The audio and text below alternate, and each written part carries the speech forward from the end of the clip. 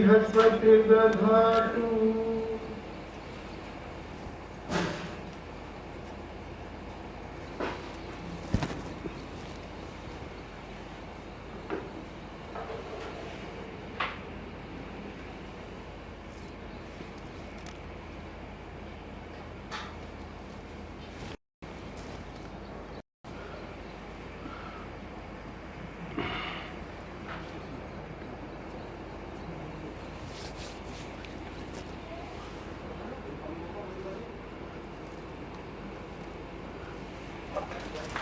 जन गण मन अधिनायक जय हे भारत भाग्य विधाता।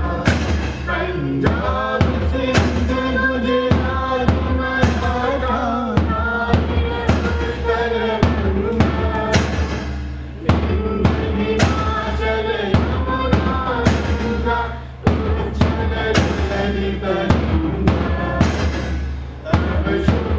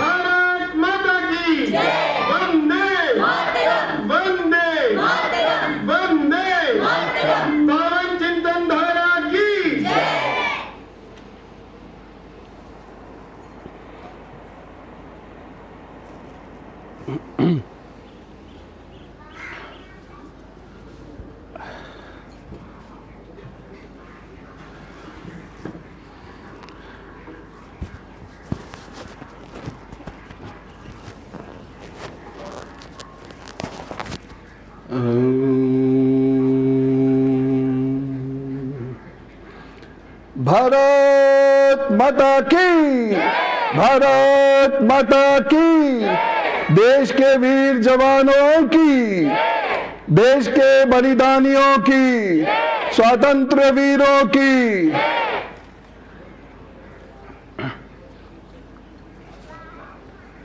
मैं आज के दिवस की आप सब लोगों को बहुत सारी बधाइयां भी देता हूं, बहुत सारी शुभकामनाएं देता हूं। धूप हो रही है और मुझे पूरी उम्मीद है आप इसे सह सकते हैं। बहुत लोग बर्बाद हुए तब हम आबाद हुए। थोड़ी देर बिना गिरे धूप में खड़े रहना, यह है उन लोगों के प्रति कृतज्ञता अर्पित करना माना जाए। इसलिए हिम्मत से खड़े रहिए। और आज जो मैं बात कहने जा रहा हूं, थोड़ा शांत भाव से आप सुनेंगे। मैं प्रारंभ करना चाहता हूं उन सभी लोगों के चरणों में अपने श्रद्धा सुमन अर्पित करके, जिन्होंने इस देश के लिए कार्य किया, जिनके कारण आज हम लोग खुली हवा में सांस ले पा रहे हैं। हो सकता है हम उन लोगों की पीड़ा महसूस ना कर पाते हों। यद्यपि बहुत लंबा समय नहीं बीता है आज़ाद हुए, कुल 74 साल बीते हैं, 3 पीढ़ियां ही पूरी हुई हैं। इन 74 सालों में ऐसा नहीं कि विकास नहीं हुआ, बहुत विकास हुआ। हमने पूरी दुनिया में इज्जत प्राप्त की है। बहुत अच्छे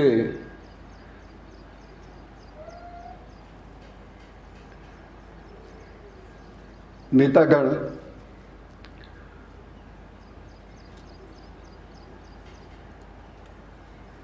पुलिस के लोग, बहुत अच्छे अधिकारीगण, बहुत अच्छे शिक्षक, बहुत अच्छे बैंकर्स, बहुत अच्छे वकील, बहुत अच्छे जज। कहने का अर्थ यह है हर वर्ग से बहुत उच्च कोटि के लोग निकले, चाहे किसान हों, व्यापारी हों। उन्होंने इस देश को आगे बढ़ाने में कोई कसर नहीं छोड़ी।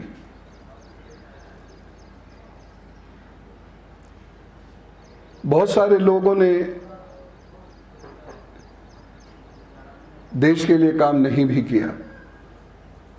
करते तो शायद हम जहां आज खड़े हैं 10 गुना आगे खड़े होते। बहुत सुधार हुए हैं और उन पर हमें फख्र है। अभी और होने हैं, इसलिए थक कर बैठना नहीं है, काम करना है। काम जो करते हैं वो अवतारी पुरुष हो सकते हैं, अवतारी स्त्रियां हो सकती हैं, लेकिन ये बिल्कुल ना समझा जाए कि जब तक कोई और कार्य नहीं करेगा तब तक कार्य नहीं होगा और हम बैठकर केवल या आनंद लेंगे अपनी जिंदगी का और या फिर रो रो कर ईश्वर से कहेंगे तू आ जा। प्रभु ने हमें बहुत कुछ दिया है, बड़ी शक्ति प्रदान की है, और उस शक्ति का हम अगर उपयोग नहीं करते हैं तो वो एक तरीके से दुरुपयोग ही है। हर एक के पास शक्ति है, कोई ना कोई शक्ति हर एक के पास है, कोई ना कोई कला, कोई ना कोई गुण हर एक के पास है। इस दुनिया में किसी को भी प्रभु ने गुणविहीन करके नहीं भेजा। आवश्यकता इस बात की है कि हम गुण का उपयोग कैसे करते हैं और उसमें हम अपने राष्ट्र को कहाँ रखते हैं। मैं कोई बात केवल रिटॉरिक्स में नहीं कहता हूँ, उसके पीछे एक अर्थ होता है। ये अर्थ मैं अभी स्पष्ट करूंगा।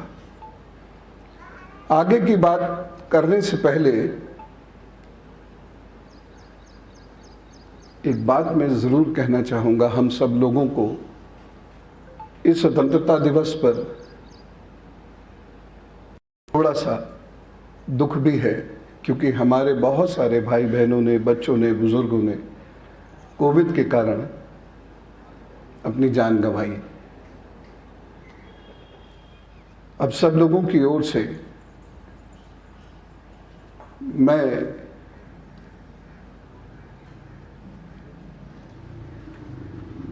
उनकी आत्मा की शांति के लिए और उनके परिवार की हिम्मत के लिए ईश्वर के चरणों में प्रार्थना करता हूं। साथ ही ये भी प्रार्थना करता हूं कि ऐसा दोबारा ना हो, और इसके लिए हम सबको प्रयत्नरत रहना होगा। अगर हम लोग सावधान नहीं रहेंगे तो वायरस जीत जाएगा, और ये सावधानी हमें बरतनी पड़ेगी।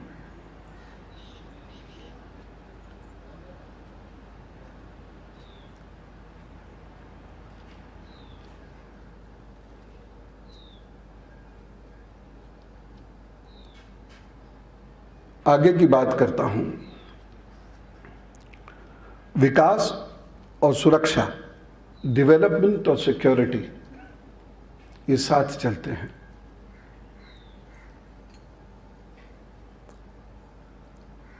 देखा जाए तो सुरक्षित विकास ही विकास है, असुरक्षित विकास विकास नहीं रह पाता।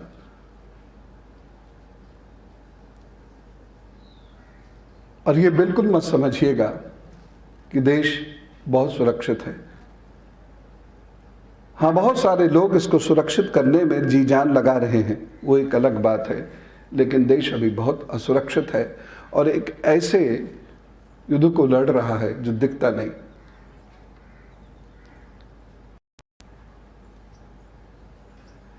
बहुत लोगों को नहीं दिखता, ये समझ में आता है,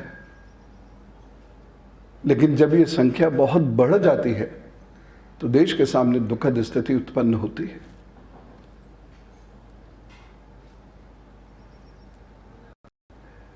बहुत पहले की बात है,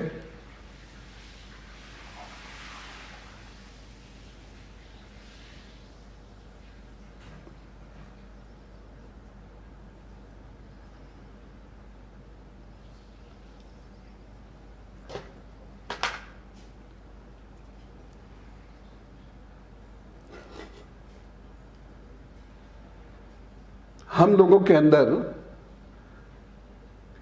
बड़ा आत्मानंद आ गया था और हमको लगने लगा था हम अविजित हैं। हमको लगने लगा था हम रामकृष्ण की संतान हैं, हमारा कोई कुछ नहीं कर सकता। हमारे अंदर अहंकार आ गया था कि हम ऋषि मुनियों की संतान हैं। हमारे अंदर यह अहंकार आ गया था कि हम बहुत रईस हैं, हम अमीर हैं। हमारे अंदर यह अहंकार आ गया था कि हम बहुत वीर हैं।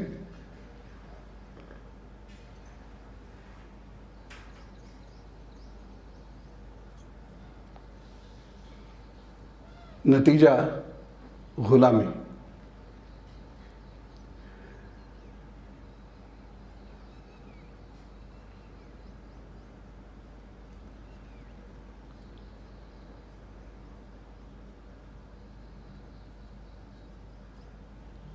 कोई भी व्यक्ति जब असावधान होगा मारा जाएगा।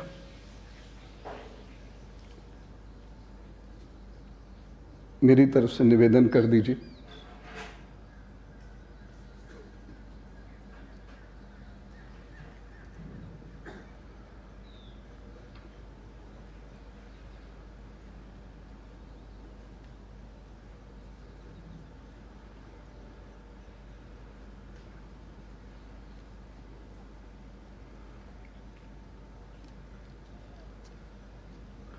उन सबसे कहिए कि वो भी बाहर आके खड़े वहां से छोड़ दें। देश की बात खाने से ज्यादा जरूरी है। इधर है।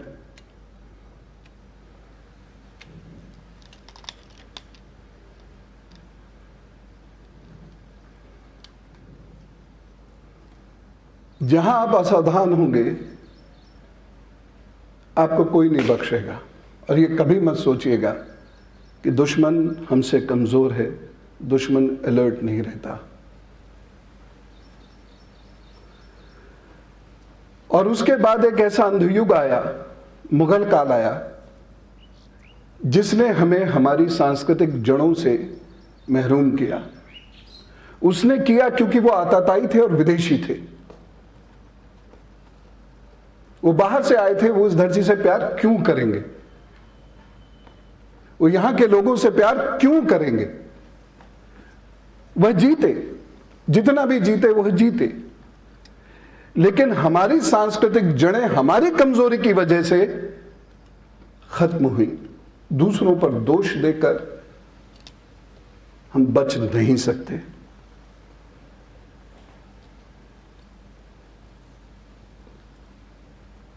उसके बाद अंग्रेज आए, उन्होंने एक और नई चाल खेली। उन्होंने हमको यह बताया कि तुम बेवकूफ हो, हम अक्लमंद हैं। तुम सांप नचाने वाले और तांत्रिक लोग हो।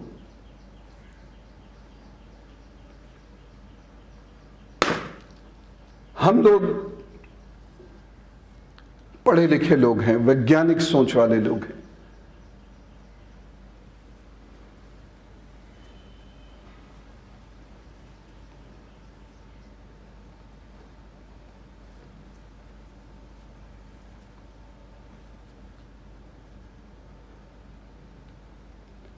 और हम चूंकि अपनी सांस्कृतिक विरासत खो चुके थे, इसलिए हमारे अंदर आत्मविश्वास की बेहद कमी थी। हम उनकी झोली में जाकर गिरे, और उनकी झोली में सबसे पहले वो लोग जाकर गिरे जो एजुकेटेड थे, जो पैसे वाले थे। मैकॉले का नाम बहुत सुनते हैं, बहुत सारे टीचर्स को भी नहीं पता मैकॉले ने एग्जैक्टली क्या किया। उस पर कोई एनालिसिस नहीं है, क्योंकि भेड़ चाल है, जो सुन लिया वो आगे कह दिया, और उसको कह देने से थोड़ी सी प्रशंसा मिल जाती है और हमें लगता है कि हम बहुत बड़े स्कॉलर हो गए। ऐसे ही छोटे छोटे ज्ञान वाले बहुत सारे मूर्ख इकट्ठे होते होते एक वक्त ऐसा आ गया कि जब हमने अपनी सांस्कृतिक विरासत की इबारत बदलने दी लोगों को, और यह बात मैं बहुत आक्रामकता के साथ कह रहा हूं क्योंकि पीड़ा है, अगर लोग पढ़ते, अपनी विरासत नहीं छोड़ते, और इसका दोष किसी को मत दीजिए प्लीज, यह एक कमजोर समाज की निशानी है, यह एक स्वार्थी समाज की निशानी है कि दूसरे आए और उन्होंने हमारे साथ यह कर दिया, हम बेचारे खड़े रह गए। क्यों थे बेचारे? अगर बेचारे थे तो शौर्य की गाथाएं फिर गाते क्यों हो, शौर्य के गीत फिर लिखते क्यों हो, 15 अगस्त और 26 जनवरी फिर मनाते क्यों हो, ट्राई कलर को गले में डालते क्यों हो, ट्राई कलर को फहराते क्यों हो? फिर इसका मतलब कहीं ना कहीं कुछ केवल परंपराएं निभा रहे हम लोग। हमने अपने ज्ञान को खुद छोड़ा। कितनी आज माएं मैंने ऐसी देखी है, कितने पिता मैंने ऐसे देखे जो अपनी अगली पीढ़ी को पिछली पीढ़ी के बलिदान के बारे में बताते हैं।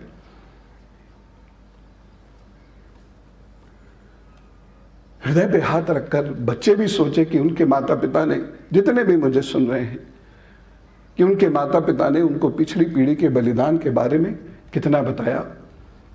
माता पिता को ही नहीं पता। इतिहास की समझ नहीं है, ऐसा नहीं है कि इतिहास हम समझ नहीं सकते, इतिहास पढ़ने का शौक नहीं है, और इसे पहले मुगलों ने और उसके बाद अंग्रेजों ने जानबूझकर समाप्त किया, क्योंकि यदि मैं मेरा इतिहास जान जाऊंगा तो मेरे अंदर वो गौरवानुभूति होगी, वो गर्व होगा।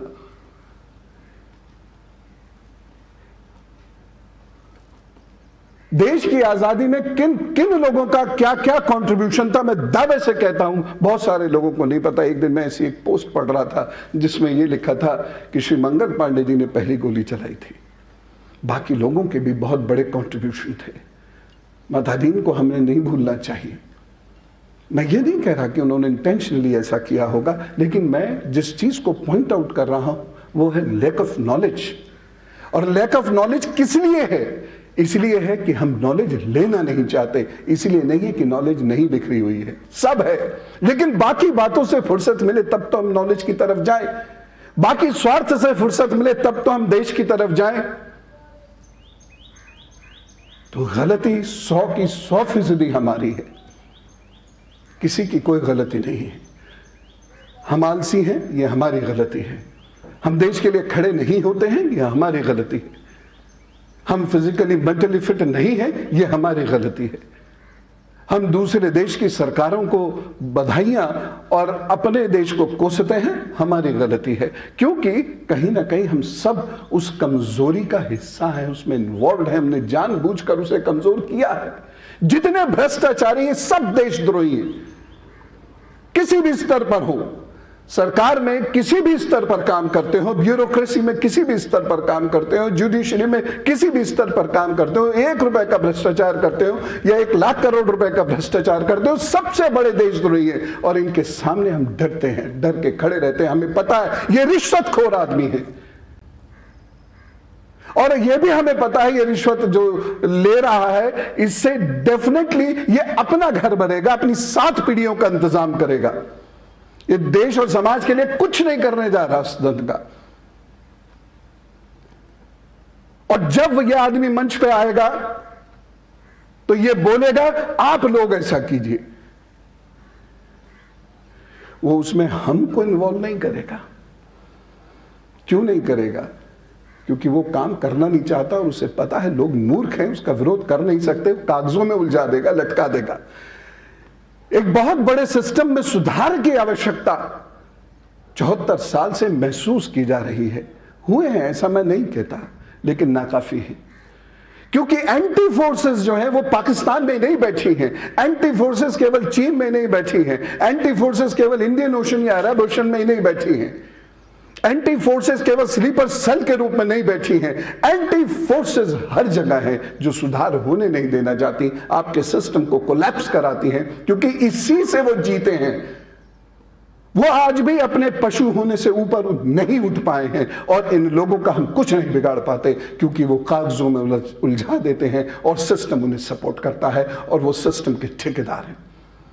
दुनिया भर को कोसते मिलेंगे ऐसे लोग, लेकिन रात में सोते समय कहीं उनकी आत्मा जरूर कचोटती होगी। उनका जीवन साथी उसी रास्ते का राही है, वो उनको ठीक नहीं करेगा, किससे जीजाबाई के सुनाएगा। उनके बच्चे भी लवकुश नहीं है, वो उसी मार्ग के साथी हैं। उन्हें भी पता है पिताजी या माताजी कहां कहां से पैसा लाते हैं।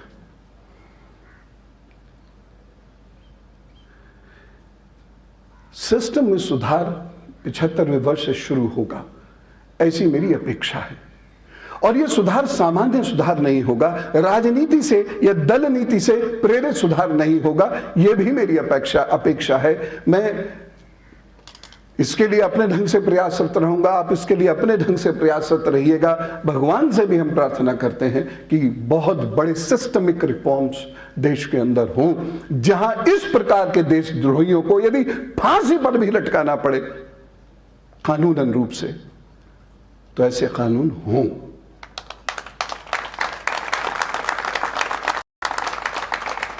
दो 2010 से 14 तक बहुत उम्मीदें बनी कि ये सिस्टमिक रिफॉर्म्स होंगे और इन सिस्टमिक रिफॉर्म से देश में एक जबरदस्त परिवर्तन आएगा।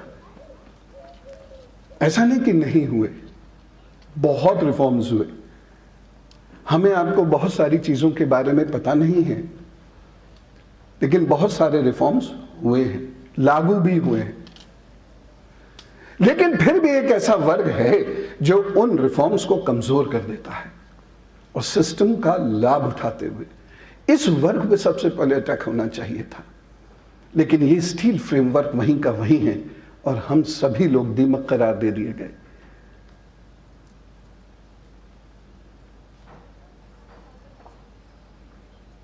पिछहत्तरवां वर्ष ये बहुत महत्वपूर्ण है। मुझे पूरी उम्मीद है कि बहुत जबरदस्त तरीके से कुछ बहुत बड़े कार्य होंगे और ऐसे कार्य होंगे जिनसे जनता सुखी और भ्रष्टाचारी दुखी होगा। ये रिफॉर्म्स ऐसे रिफॉर्म्स होंगे जिसमें देशद्रोहियों को रात रात नींद नहीं आया करेगी और देश प्रेमी आराम से मुंह ढक कर सोया करेंगे। अभी तो उल्टा हो रहा है। जिन्हें देश की चिंता है वो रात रात जागते हैं और भ्रष्टाचारी मुंह ढक के सोते हैं। लेकिन ये 75वां वर्ष शायद सब कुछ बदल दे, ऐसी मेरी अपेक्षा है। कहीं ना कहीं कुछ ना कुछ शुरू तो होना चाहिए, कहीं से तो बर्फ पिघलनी चाहिए। ये एक ऐसा पॉइंट है, यहां से अगर हम एक अच्छा टर्न ले गए तो इतिहास रच देंगे इस दुनिया में। नहीं तो खतरे कम नहीं हैं। शहीदों का सम्मान कोई एक दिवस नहीं होता है, प्रतिदिन होता है। इसलिए मैं तो ऐसा करता हूं, मुझे नहीं पता कि आप लोग कितना करते हैं। यहां एक बार प्रणाम जरूर करना चाहिए। और केवल फौज के ही लोग शहीद नहीं हैं, हजारों लोग जब मैं कहता हूं बर्बाद हुए तो उसमें स्त्रियां हैं, बच्चे हैं, घर के लोग हैं, सामान्य गरीब किसान मजदूर भी है, उसमें एक इंडस्ट्रियलिस्ट भी है, उसमें एक नौकरी पेशा व्यक्ति भी है, उसमें बहुत बड़ा व्यापारी, बहुत छोटा व्यापारी भी है। बहुत सारे लोगों ने बहुत बड़ी कुर्बानियां दी हैं, बहुत बड़े बड़े बलिदान उन्होंने दिए हैं। हम उसे याद रख सकते हैं, एटलीस्ट रोज याद कर सकते हैं। उसके लिए कोई 2 दिन तय नहीं है कि इन्हीं 2 दिनों में जाकर हमें उन्हें याद करना है, रोज याद करना होगा। बलिदानियों का सम्मान बहुत जरूरी है और उसे हम कुछ दे भी नहीं सकते। जो देश की चिंता करने वाले लोग थे उन्हें उस दौर में भी सम्मान नहीं मिलता था, फिर भी वो जुनून था, अजीब सा जुनून था। वो लोग अवतारी लोग रहे होंगे, नहीं तो बहुत कठिन होता है जब सामने व्यक्ति खड़ा है चाकू तलवार लेके और आपको मार रहा है, कोड़े मार रहा है, डंडे से पीटा जा रहा है, आपको धूप में हाथ बांध के कई कई दिन खड़ा कर दिया जा रहा है।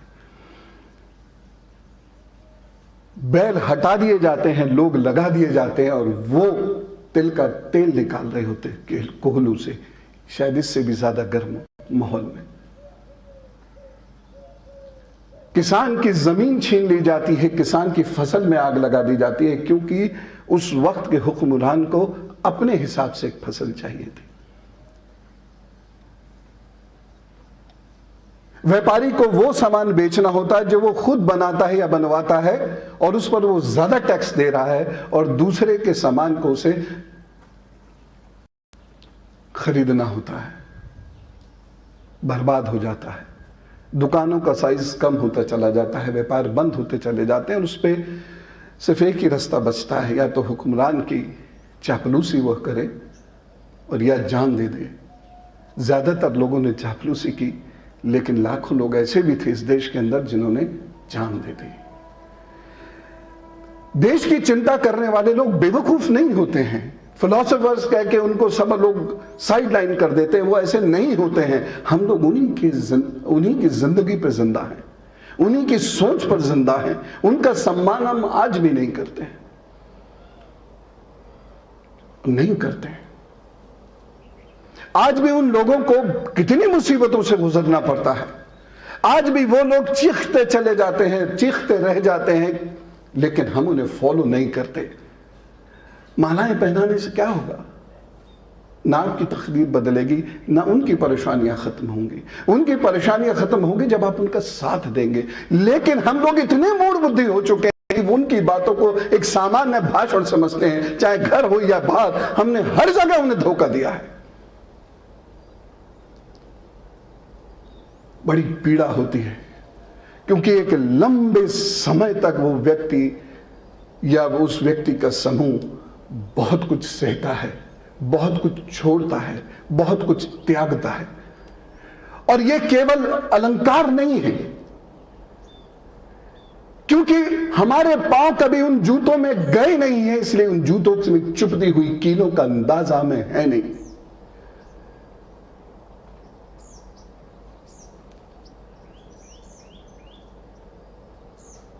हमें अंदाजा ही नहीं होता कि हम एक शक्ति को कैसे छोटी सी बात में जला के खत्म कर देते हैं, कैसे एक दावानल पर पानी डालकर उसे समाप्त कर देते हैं, उसको कहां कहां हम उलझा कर खत्म कर देते हैं। उसकी बातों को हम नहीं मानते, उसकी शिक्षाओं से कोई मतलब नहीं। आज आपको, हमको, बहुत सारे लोगों को यह पता भी नहीं होगा कि इस देश की आजादी में मंदिरों का, आश्रमों का क्या रोल था। आखिर कोई तो कारण रहा होगा जो आश्रम व्यवस्थाओं को, गुरुकुलों को एकदम समाप्त किया गया। वहां केवल पूजा पाठ अनुष्ठान तक सीमित होकर रह गए आज। लेकिन उन्होंने समाज के जागरण के लिए जो किया, उसका हमें कुछ भी अंदाजा नहीं है। कितने सन्यासियों ने किले के दरवाजे पे ऐसे करके कतार बना दिए कि करके उनके गर्दनें कटती चली गई, कटवा दी। झांसी की रानी को बचाने के लिए अब उस घोड़े तक को हम याद कर लेते हैं, लेकिन उन सन्यासियों को याद नहीं करते हैं जिसने झांसी की रानी को और उसके बच्चे को बचाया था। हम उन सन्यासियों को हार भूल पहना देते हैं, लेकिन यह भूल जाते हैं कि उनका कंट्रीब्यूशन क्या था जब वो देश विदेश में घूम घूम के भारत के प्रति गर्व और जागृति उत्पन्न कर रहे थे। आधी धोती पहन पहन के जब मंदिर का एक पुजारी, जो एक अवतारी पुरुष था, वह लोगों को जागृत करता था, एक एक व्यक्ति को जाकर खींच खींच के लाता था, उसके चरणों में गिर गिर कर वह उसे खींच कर लाता था, और समाज के निर्माण और राष्ट्र के निर्माण के लिए, देश की आजादी के लिए वह उसे जागरूक करता था, और उसके परिणाम मिले हैं। कितने सन्यासी जो शस्त्र विद्या में निपुण थे, शास्त्रों के साथ साथ, उन लोगों ने देश की जनता को हर तरीके से, शस्त्र से, शास्त्र से, अनुशासन से, प्रेम से तैयार किया। हमें आज पता ही नहीं, हमारे माता पिता को भी नहीं पता था, उन्होंने भी जानने की कोशिश नहीं करी कि हमें क्या। उनके माता पिता को भी नहीं पता था, उन्होंने भी जानने की कोशिश नहीं की, हमें क्या। हम जब दोष मढ़ देते हैं आज की पीढ़ी के ऊपर, तो कभी ये नहीं सोचते हैं कि हम जिस पीढ़ी से जो अपेक्षाएं कर रहे हैं, क्या वो हमने उस समय में पूरी की थी? क्या उनकी जरूरतों के मुताबिक आज हम हैं? सेल्फ एनालिसिस की भावना, चूंकि मूल बुद्धि लोग हैं शायद, इसलिए सेल्फ एनालिसिस की भावना हमारे अंदर खत्म हो चुकी है। हम पर विश्लेषण में इतने मगन हो चुके हैं कि आत्म विश्लेषण खत्म कर चुके हैं, लेकिन फिर भी कहते हैं ऋषि मुनियों की संतान है। तो 74 वर्ष पूरे होने के बाद सबसे पहला कार्य हमें क्या करना है? प्रायश्चित, पश्चाताप, और उसके बाद एक संकल्प कि जो भी मेरे निज दायित्व हैं मैं उनका तो पालन करूंगा, करना भी चाहिए। मैं स्वयं तरक्की करूंगा, करनी भी चाहिए। लेकिन इतना जरूर याद रखना, राष्ट्र की तरक्की नहीं हुई तो मेरी तरक्की की कोई वैल्यू नहीं है। और ये 2 साल के कोविड ने बहुत बड़ी शिक्षा दे दी हमें। देश का व्यापार रुकता है तो घर का व्यापारी काम नहीं कर सकता, मोहल्ले का व्यापारी काम नहीं कर सकता, बंद हो गई दुकानें। जब वो पैसा नहीं देगा या किसान खेत में अन्न नहीं उगाएगा और बेचेगा, तब तक ऑफिसेज नहीं चलेंगे, सरकार के भी नहीं चलेंगे, कंपनियां बंद हो गई, लोग निकाल दिए गए, सरकारी कार्यालयों में भी दिक्कतें आने लगी, क्योंकि हर जगह काम तो धन से ही होना है। इसलिए ये हमेशा याद रखिए, देश है तो हम हो या ना हो, देश है, लेकिन देश है तो हम हैं। ये इनवर्स और प्रोपोर्शनेट रिलेशनशिप नहीं है, ये वन साइडेड रिलेशनशिप है। इसलिए थोड़ा देश के लिए हम सोचेंगे, शायद सोच पाएं। 140 करोड़ लोगों में शायद 40 लाख लोग भी आ जाएं, अगर 4 लाख भी आ जाएं, अगर चलो 40,000 मान लेते हैं आ जाएंगे, चलो 4,000 पे कॉम्प्रोमाइज करते हैं, 400 पे कर लेते हैं, चलो अब इससे कम पे तो कुछ नहीं हो सकता, लेकिन नहीं है, सच में नहीं है। जब मेरा जूता पहनोगे और मेरी कीलें तुम्हें चुभेंगी, तब तुम्हें समझ में आएगा कि मैं क्या कह रहा हूं। और ख़ास तौर से जब आप काम करोगे और उस काम का कोई दाम भी नहीं लोगे, आपको सत्ता भी नहीं चाहिए होगी, तब समझ में आएगा।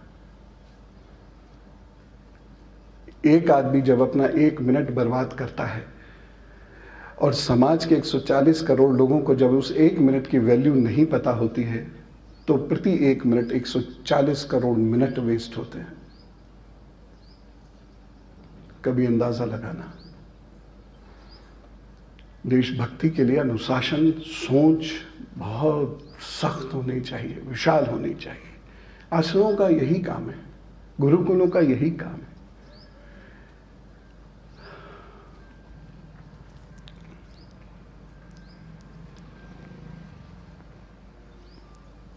ऑर्गेनाइजेशन बहुत इंपॉर्टेंट है, इसलिए अपने संगठन को मजबूत कीजिए और देश के लिए लगाइए। एक संगठन में अनेक विचारधारा के लोग हो सकते हैं, अनेक सोच के लोग हो सकते हैं, उससे कोई फर्क नहीं पड़ता, बशर्ते कि सबका लक्ष्य एक हो।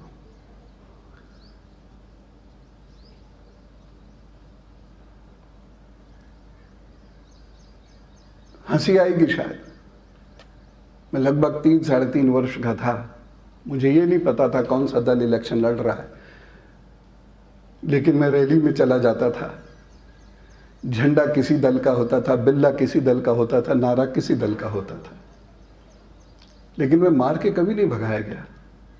लोग मुझे हंसते हुए देख जाते थे।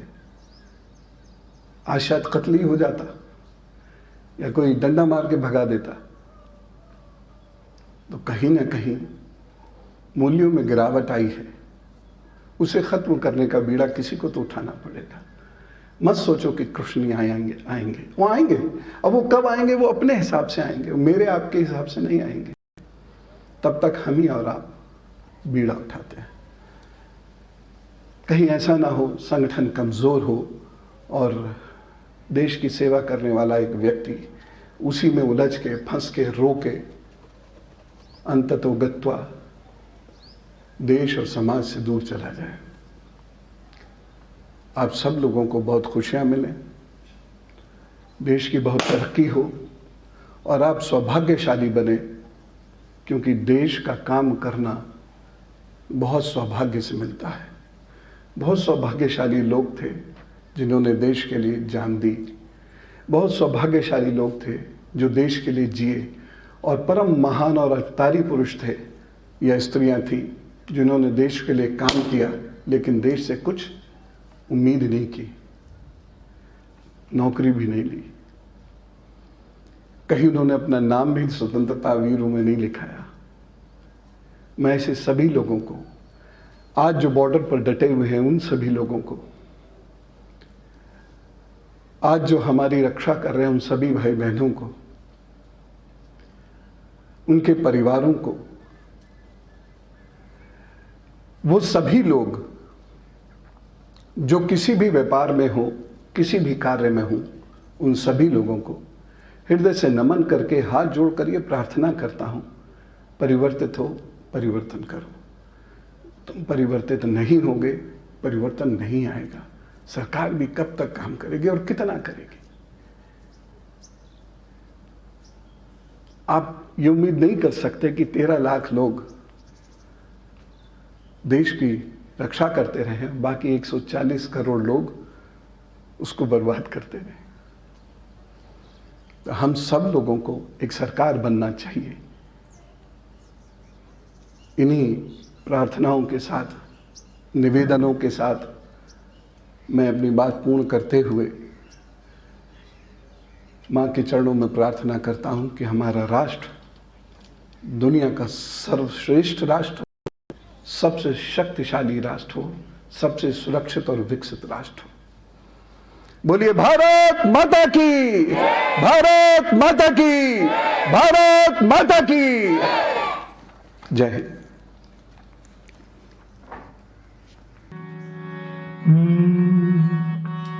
जय भारत माता, ओ बोलो जय भारत माता, जय भारत माता, ओ बोलो जय भारत माता।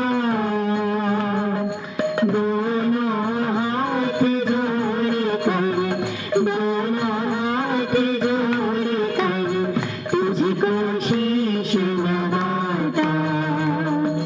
जय भारत माता, जय भारत माता, ओ बोलो जय भारत माता। दोनों हाथ जोड़कर, दोनों हाथ जोड़कर तुझको शीश नवाता। जय भारत माता।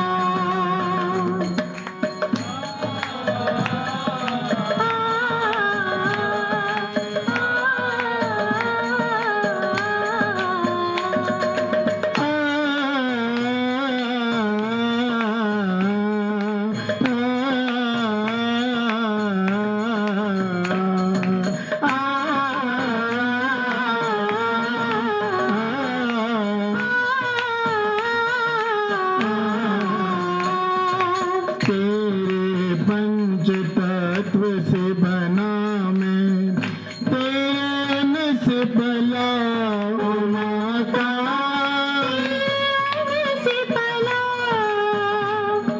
तेरे तन को राह बना कर, तेरे तन को राह बना कर जीवन पथ पे चला।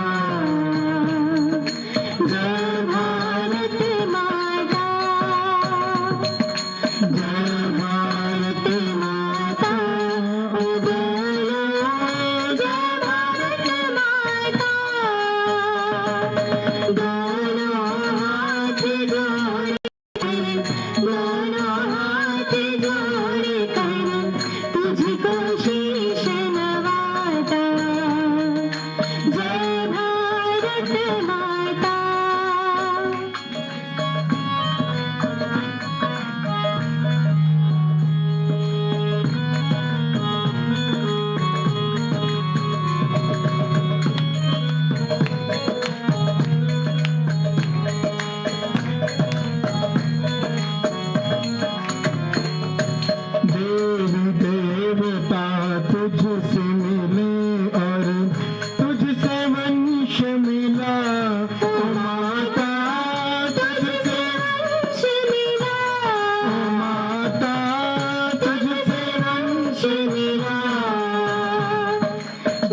सकता हूँ सर को उठाकर, जी सकता हूँ सर को उठाकर, वो सम्मान मेरा। जय भारत माता, जय भारत माता, ओ बोलो जय भारत माता। दोनों हाथ जोड़ कर, दोनों हाथ जोड़ कर, तुझको शीश नवाता। जय भारत माता।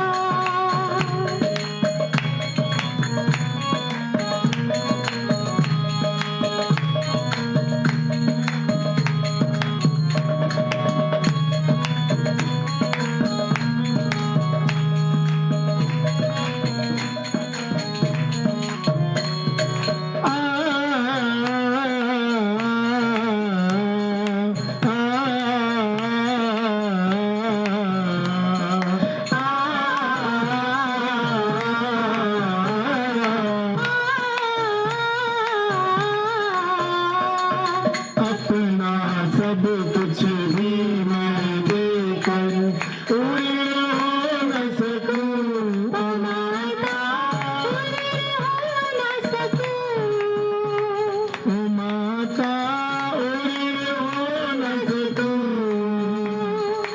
इतनी शक्ति देना माता, इतनी शक्ति